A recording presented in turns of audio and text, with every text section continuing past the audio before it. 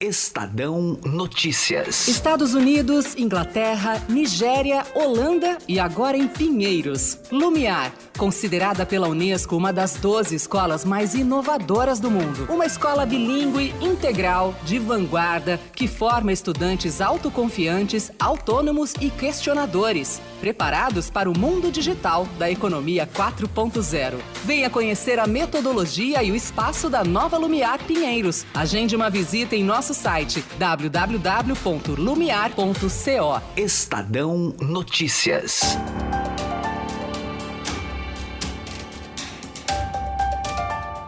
O primeiro encontro dos futuros membros da Executiva Nacional do Partido em Formação de Jair Bolsonaro, Aliança pelo Brasil, acontece hoje.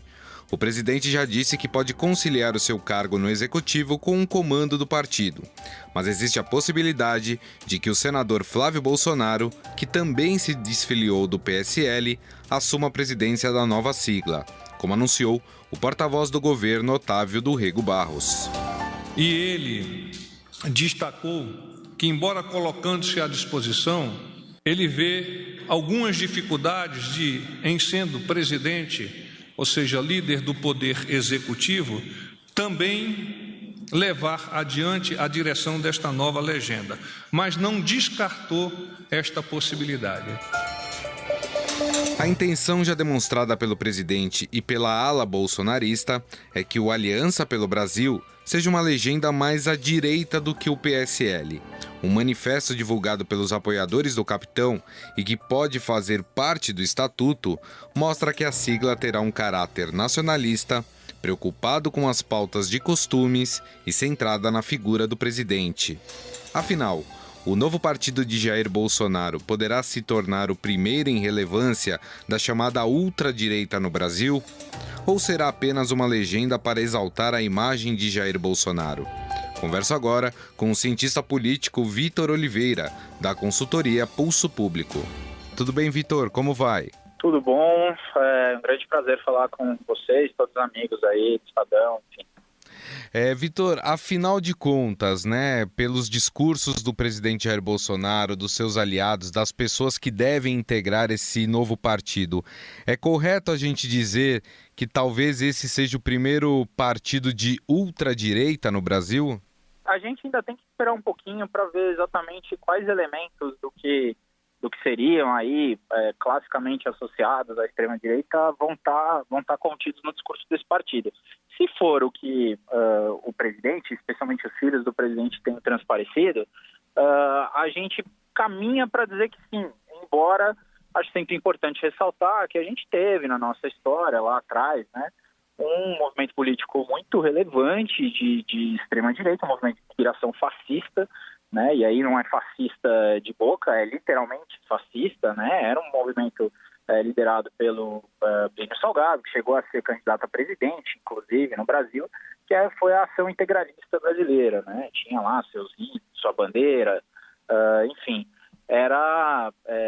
Então, assim, não seria, na verdade, não vou dizer uma novidade. Talvez seja uma novidade, porque é uma forma diferente de fazer política, né?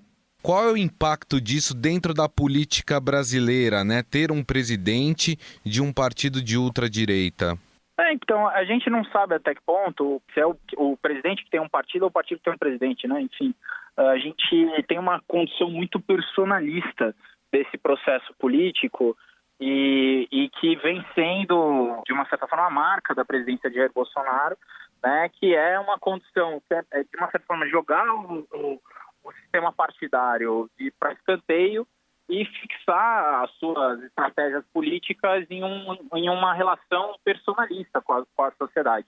Então, assim, eu não sei até que ponto a criação do partido seja suficiente para ter uma mudança no curto prazo, pelo menos na política brasileira. Agora, se, a exemplo de outros movimentos personalistas ao redor do mundo, se depois se institucionalizaram, por exemplo, tem o peronismo na Argentina, né? Tem outros movimentos que depois se institucionalizaram de alguma forma, e aí sim poderia ter um impacto de largo prazo, né? Do contrário, eu vejo que é simplesmente um novo veículo institucional para a presidência da República, para o grupo que está no poder, continuar com as suas estratégias políticas, né? Porque o PSL deixou de ser um veículo para isso. Agora, nós temos mais de 30 partidos no país, seria mais um partido criado no Brasil. E eu pergunto, não teria onde encaixar a ideia ou os ideais dos aliados do presidente, do próprio presidente, em algum desses 32 partidos que existem no país? Olha, eu acredito que algumas das ideias não, porque a maior parte dos nossos partidos são, de fato, comprometidos com regras mínimas democráticas. E acho que o discurso de vários dos filhos do presidente já denotam alguns elementos que avançaram para bem longe das regras mínimas da democracia, né? Chama atenção aqui a mais recente alusão aí de Eduardo Bolsonaro ao AI-5, né? A defesa dele, né? De arbitrariedades que não cabem no sistema democrático. Então eu acho que, de fato, talvez a gente não tenha um veículo partidário que seja suficiente para abrigar algumas das ideias. Mas, certamente, política você não faz... eu gosto de falar, quando eu estou dando aula, enfim, é que o governo representativo, né, o que a gente chama de democracia, enfim, o governo representativo ele é uma máquina de gerar insatisfação, porque... a essência dele é que nunca um sozinho está satisfeito com o resultado do processo político, né? Ele é resultado de diversas influências, de diversos interesses, de diversos pensamentos, enfim. Né? Essa pluralidade não deixa ninguém plenamente satisfeito, né? O que está acontecendo, na minha visão, é muito mais uma iniciativa personalista de pessoas, de um grupo, de uma família e de um grupo próximo associado a outros grupos talvez um pouco mais ampliados na sociedade, que tem um projeto muito particular e que tem uma visão da política que é uma visão que não tolera a negociação, não tolera o não radicalismo, não tolera aquilo que é a regra democrática, que é compor.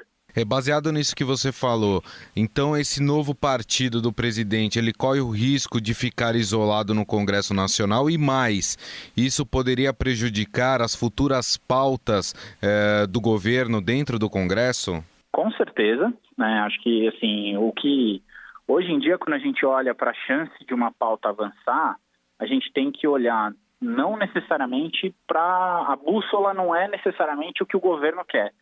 Mas sim, a gente tem que olhar o que esse grupo majoritário, o que essas lideranças desse grupo majoritário, aí destaco especialmente o presidente da Câmara, Rodrigo Maia, estão indicando. Né? Os projetos que estão avançando, eles estão avançando em função da preferência do mediano, do legislador mediano. Então, assim, a preferência que está dada. Né?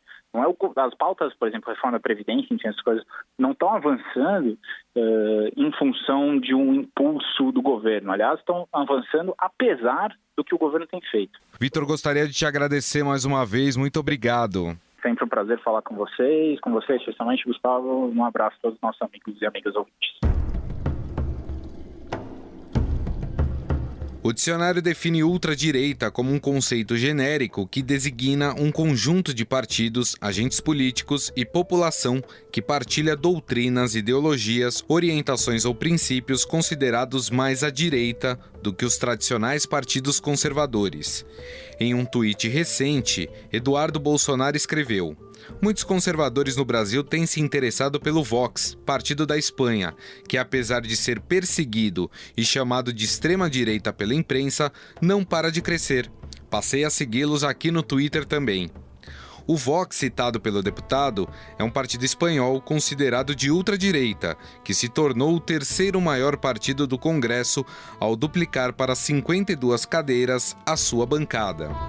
Pero no estábamos representados ni en los parlamentos regionales, ni en el Parlamento Europeo, ni en las Cortes Generales. Solo hace 11 meses. Hoy somos la tercera fuerza política de España. Tenemos 52 diputados. As propostas são basicamente as mesmas de outros partidos de ultradireita na Europa, como economia liberal, anti-imigrantes e nacionalistas. Mas esse crescimento não acontece somente na Espanha. Nas eleições para o Parlamento Europeu, realizadas em maio deste ano, o grupo de extrema-direita Identidade e Democracia dobrou sua participação, passando de 36 para 73 representantes. Com isso, tornou-se o quinto maior grupo a integrar a instituição. A ultradireita também chegou no poder em 2010 na Hungria, em 2015 na Polônia, em 2017 na Áustria e em 2018 na Itália. Comincia con oggi un percorso che ci accompagnerà per i prossimi mesi per un'Europa diversa, per un cambiamento della Commissione europea, delle politiche europee. Além disso, em 2017, partidos de ultradireita conseguiram disputar o segundo turno de uma eleição presidencial na França e também entrar pela primeira vez no parlamento alemão. Como agem esses partidos na Europa e o que explica esse crescimento? As suas propostas coincidem com as do futuro partido do presidente Jair Bolsonaro? Converso agora com Sidney Ferreira Leite, especialista em relações internacionais e pró-reitor do Centro Universitário Belas Artes de São Paulo. Professor, como vai? Tudo bem? Tudo bem, um grande prazer. A gente está falando sobre a criação de um partido de ultradireita aqui no Brasil, né? No caso, o partido do presidente Jair Bolsonaro, e que deve ter algumas características muito semelhantes aos partidos de ultradireita da Europa. Dá pra gente classificar quais são as diretrizes desses partidos e a forma como esses partidos eles atuam lá na Europa? De fato, assistimos nos últimos anos a ascensão na Europa. Podemos estender um pouco mais adiante, mesmo nos Estados Unidos e na América, alguns países da Ásia, de uma onda conservadora, que politicamente vai se organizar em partidos novos, ou partidos que já existiam, mas tinham, digamos, uma participação pequena, né, na vida política, mesmo no parlamento e muito menos no governo, né? E essa onda conservadora na Europa, ela tem um pano de fundo muito claro, que é uma reação ao avanço do que costumamos chamar de globalização, né? Que na Europa tem uma materialização que interfere no dia a dia, né, na vida do cidadão europeu de um modo geral, que é a União Europeia, né, que criou um ambiente de liberação econômica, liberação de trânsito, não é? Que se num primeiro momento parecia quase que hegemônica e consensual, com o passar do tempo, e principalmente com dois fenômenos também que precisamos destacar. Primeiro, a recessão econômica. E segundo, o aumento da imigração, não é? Com o agravamento de questões sociais, de guerra civil na África, no Oriente Médio. Esses partidos, eles ganharam um discurso, eles ganharam uma narrativa, né? E começaram a ter bons desempenhos nas urnas, né? Portanto, alterando quadros partidários tradicionais. Eu gostaria de dar um exemplo, né? Claro. que é a França, né? Tradicionalmente, nós tínhamos uma esquerda moderada, ancorada no Partido Socialista, que inclusive foi governo, não é? Em algumas ocasiões, e o partidos de uma herança de De Gaulle, partidos de centro-direita, que, juntamente com o Partido Socialista, se revezavam no poder, né? Com essas mudanças de cenário que eu descrevi há pouco, nós temos a ascensão dessa ala, desse segmento que a gente pode chamar, né, de uma ultradireita, né, de uma direita mais radical, né, por intermédio especialmente da Frente Nacional, que vai propor medidas rígidas de controle da entrada de imigrantes, o fechamento das fronteiras, vai, em algumas situações, não é, levantar a bandeira de enfrentamento à União Europeia. Acho que aí nós temos o nascedouro, não é, deste paradigma que, de alguma forma, vai atravessar o Oceano Atlântico logo depois. Pelos discursos do próprio presidente Jair Bolsonaro e dos seus aliados, dá para a gente classificar que eles sim se identificam muito com essa ultradireita europeia? Penso que no caso brasileiro, a tua pergunta é bem interessante, não é? Porque quando essa onda chega na América do Sul, nós temos aí algumas particularidades, não é, que vão dar uma coloração específica ao crescimento eleitoral desses partidos de direita, não é? São questões nacionais, não é? No caso brasileiro, nós tínhamos durante muito tempo um partido de esquerda no poder, não é? Que ao longo do tempo vai galvanizando uma oposição cada vez mais sistemática, não é? E se materializa no impeachment da presidente Dilma, né? E no caso do fenômeno Bolsonaro, eu acho que tem algumas particularidades de identificação, por exemplo, com o fenômeno Donald Trump, né? O que representou o Trump, que tem também, sem dúvida, aí nuances similares à europeia, um discurso contra a globalização, um discurso mais patriótico, não é? Mas eu acho que tem algumas especificidades, né? Por exemplo, um forte discurso contra a corrupção, não é?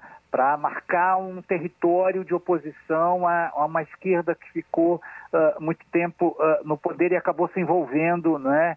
Em episódios, né, que remetem a casos de corrupção. E um outro aspecto que nós não devemos negligenciar de especificidade é um discurso um tanto quanto religioso, que na Europa, não é, fica no segundo plano, e no caso desse partido que está nascendo agora, não é, no cenário político brasileiro, e mesmo durante a campanha eleitoral, a questão da referência de Deus, de uma referência religiosa, não é, foi muito forte, foi muito ostensivo.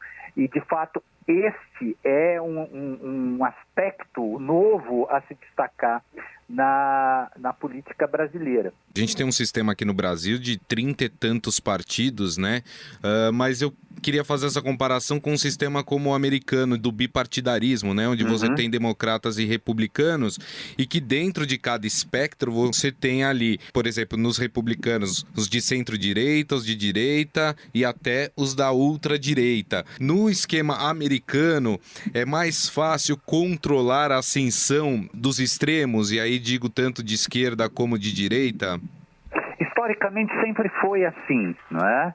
As diferenças doutrinárias, elas se resolvem no interior dos partidos e, em geral, os partidos lançam candidatos, não é? Que passaram por esse filtro e são quase que praticamente ali o ponto de equilíbrio dessas várias tendências, né? Para ser didático, uma área cinzenta, né? Que representa o todo do partido.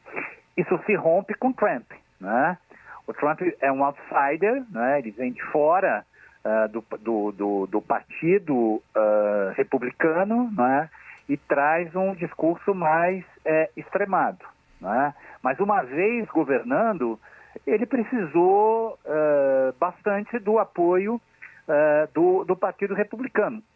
E, aliás, sem o Partido Republicano, ele não conseguirá concluir o seu mandato. Porque a posição do Partido Republicano vai ser fundamental, né, dos deputados, dos senadores republicanos, para que o processo de impeachment, né, prospere ou não e chegue ao seu termo, né? Então, o modelo americano me parece interessante desse ponto de vista de institucionalizar no interior dos partidos, né, fazer uma depuração no interior dos partidos das suas diversas tendências. Bom, nós conversamos com o especialista em Relações Internacionais e pró-reitor do Centro Universitário Belas Artes de São Paulo, Sidney Ferreira Leite. Professor, mais uma vez, muito obrigado pela atenção. Valeu. Estadão Notícias. Quando começamos a XP há 18 anos, chamavam a gente de garotos.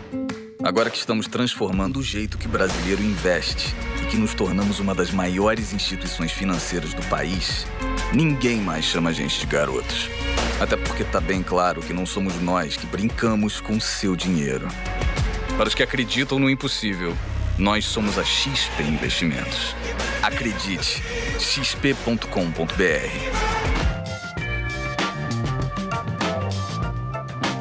O Estadão Notícias desta quinta-feira vai ficando por aqui. Contou com a apresentação e produção minha, Gustavo Lopes, produção de Leandro Cacossi e montagem de Nelson Volter. O diretor de jornalismo do Grupo Estado é João Fábio Caminoto. Mande seu comentário e sugestão para o e-mail podcast@estadão.com. Um abraço e até mais. Estadão Notícias.